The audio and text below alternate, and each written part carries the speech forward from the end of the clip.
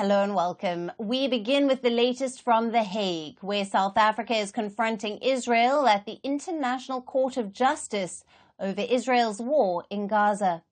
South Africa has asked Israel to stop the carnage in Gaza, accusing the country of stepping up what Pretoria called a genocide in the Palestinian enclave.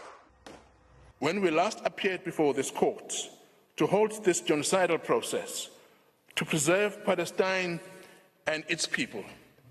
Instead, Israel's genocide has continued apace and has just reached a new and horrific stage. Israel has sought to hide its crimes through the weaponization of international humanitarian law.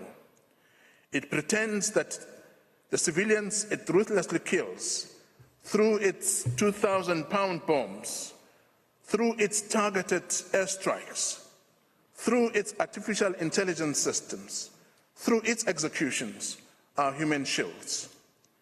This whitewashing of Israel's genocide misses the key and fundamental element, that of the massive and still mounting evidence of Israel's genocidal intent. South Africa urged judges at the top UN court to order a halt on Israel's assault on Rafah, adding that Israel must immediately, totally and unconditionally stop from the war in the Strip. Now, South Africa told the World Court that a destructive campaign in Rafah would destroy the foundation of Palestinian life in the territory. The key point today is that Israel's declared aim of wiping Gaza from the map is about to be realized. Further, evidence of appalling crimes and atrocities is literally being destroyed and bulldozed, in effect wiping the slate clean for those who've committed these crimes and making a mockery of justice. Responding to the allegations, Israel has said that South Africa was presenting biased and false claims.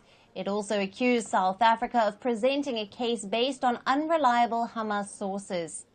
Israel called on the ICJ to reject South Africa's appeal, which it said was completely divorced from the facts and circumstances. Israel accused South Africa of making a mockery of the heinous charge of genocide. Justifying its operation in Rafah, Israel said the city is a focal point for ongoing terrorist activity and is a Hamas stronghold.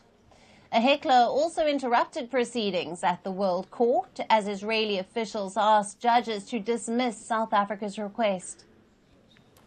South Africa presents the court yet again, for the fourth time within the scope of less than 5 months, with a picture that is completely divorced from the facts and circumstances. Israel is engaged in a difficult and tragic armed conflict. South Africa ignores this factual context, which is essential in order to comprehend the situation, and also ignores the applicable legal framework of international humanitarian law. It makes a mockery of the heinous charge of genocide. The hearings at the World Court are a part of a case brought by South Africa accusing Israel of genocide. South Africa wants the ICJ to issue 3 emergency orders, while it rules on the wider accusation that Israel is breaking the 1948 UN Genocide Convention. 1, it wants the court to order Israel to immediately withdraw and cease the military operations in Rafah, where over 1 million displaced Palestinians have been sheltering. 2, Israel should take all effective measures to allow unimpeded access to Gaza for humanitarian aid workers, journalists and investigators. And lastly, Pretoria asked the court to ensure Israel reports back on its measures taken. Now, in January, the ICJ ordered Israel to do everything to prevent genocidal acts and enable humanitarian aid to Gaza. But the court stopped short of ordering a ceasefire. And South Africa's argument is that the situation now requires fresh action by the ICJ, especially on Israel's operation in Rafah. The United States, Israel's top ally, has strongly opposed the South African case. Washington has maintained that it does not believe what is happening in Gaza is genocide and that such claims are unwarranted and false. Now, for more on this, a fight at the top UN court, we are being joined by Dr. Andre Thomas-Hausen, who is a Professor Emeritus of International Law at the University of South Africa, who is joining us live from Pretoria. Thank you for being with us. Thank you. Good afternoon. Now, Israel has said that South Africa's case is totally divorced from reality. How do you see Israel's response at the World Court? Well, I think you've already sketched what happened yesterday and today very well in your summaries. There is a bit of a tit for tat. He said, I said, she said, and it is very difficult for the court now to make sense of it all, because South Africa presented essentially what is called hearsay evidence, things that South Africa's legal counsel have read on the internet or heard on the news, and Israel criticized them exactly for that they took unverified reports, biased reports, they lifted information from Hamas propaganda sites, and they did not furnish any evidence. In particular, for instance, they argued that essential border posts in the south to Egypt had been closed in anticipation of the military activities there. But Israel was able to show the court that this is simply not true. They're open, and hourly there are trucks crossing those border posts. So this makes the South African case a bit weak, because if in front of a very high court you are caught out once to have been misleading or to have overstated your case, then of course your credibility generally will be affected. So the Israeli argument today was essentially South Africa has dramatized and has exaggerated its accusations.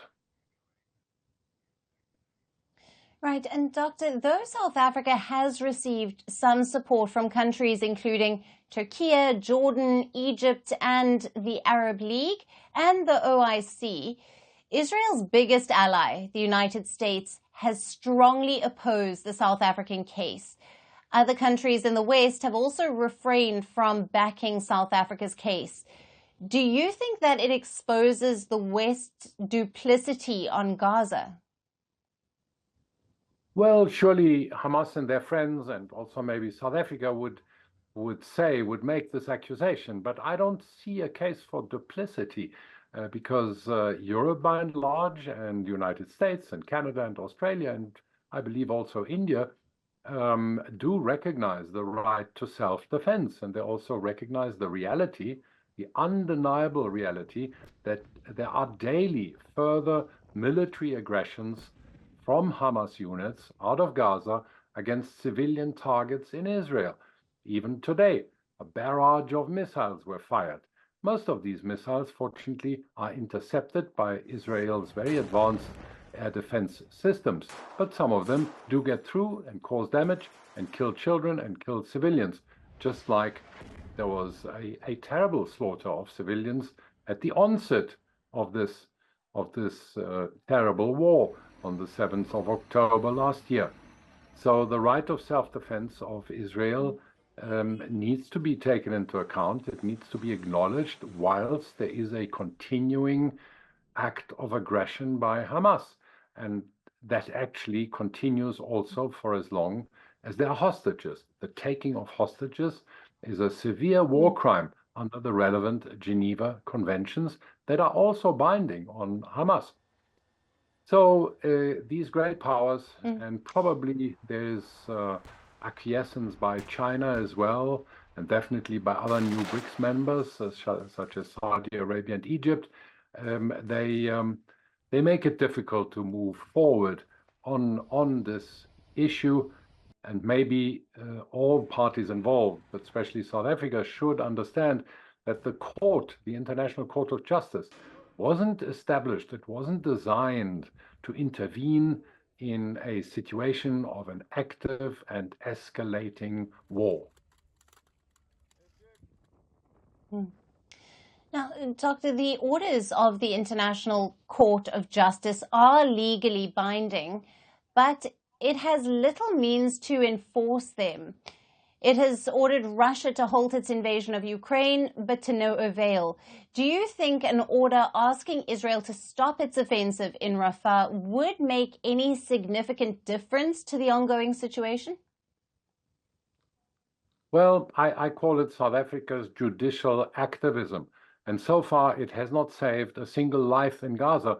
And unfortunately, I believe that also in future, it will not save a single life, because these proceedings before the court, they were originally designed to adjudicate differences and conflicting interests between states, but not wars. For the war situation, we have Chapter 7 of the United Nations Charter, where the United Nations can adopt peacekeeping measures. It can, for instance, establish a United Nations military command, as they did in the Korean War, the war between North and South Korea. At that time, in 1950, 22 nations participated and offered the United Nations their military support and established a corridor, a peacekeeping corridor. This is a very normal human reaction to conflict.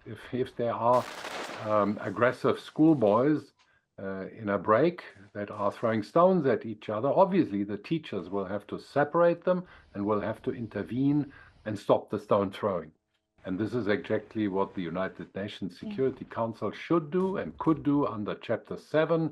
And that is, I think, what the big nations in this world should begin to consider and probably try to come on an understanding about this. It will be the only way to save lives in Gaza. Yeah. Doctor, thank you very much for being with us on Firstpost Africa and for your valued insights on this story. Thank you. Good afternoon, listeners. Firstpost reports from the world's second largest continent. Hello, I'm Alyson Grange. A very warm welcome from Durban, South Africa.